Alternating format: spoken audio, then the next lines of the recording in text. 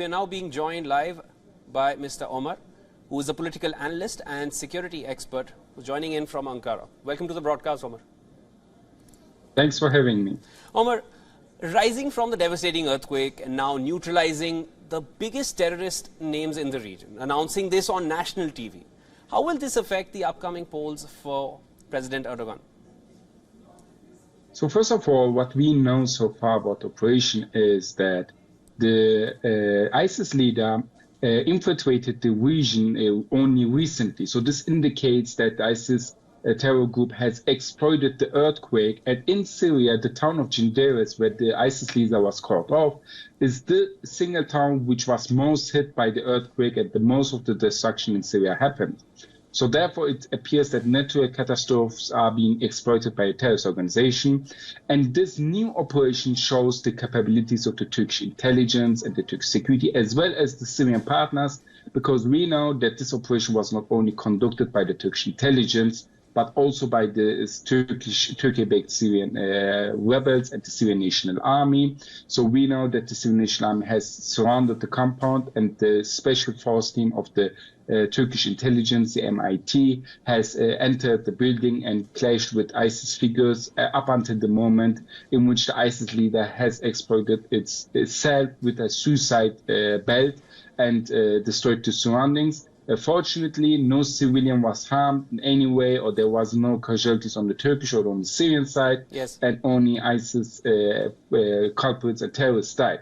So this shows that Turkey's capability in anti-terrorism has risen very much. But we should also understand that this is not the first time Turkey has captured or eliminated an ISIS leader. Some months ago, Turkey has captured al-Sumedai, yes, who was believed to be an ISIS leader, the leader. But it came out after inspection that he is not the leader, but someone else, and he was killed then later on by the Americans. So all of this shows that Turkey is quite capable. And in regards to your question, to the elections, I want to answer your question as well. I do not expect actually, that was, this Omar, to happen. that was actually the next question that I wanted to ask. Like, how will this change the equation where there's been a tight race between Kılıçdaroğlu and Erdogan? How will the next 14 days pan out with this happening right now? So I do not think that this will have any real impact on the Turkish elections. It will further consolidate Erdogan's support base, and it will have less of an effect on the people who are already voting for Kılıçdaroğlu. I do not expect that this will become a major issue in the Turkish polls and in the decision-making of the Turkish electorate.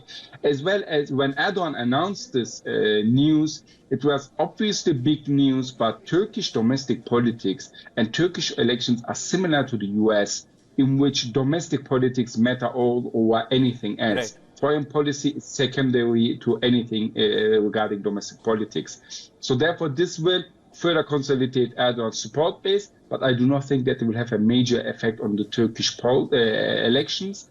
And furthermore, we have to underline that this operation happened to happen now, not because Turkey is ahead of elections or something like that, but the ISIS leader has recently relocated to this region, yes, as you mentioned. And we know that anytime an ISIS leader is relocating, it's easier for intelligence to find them and to eliminate them. Thank you for joining in, Omar. That was Mr. Omar joining in from Ankara, analyst and security expert.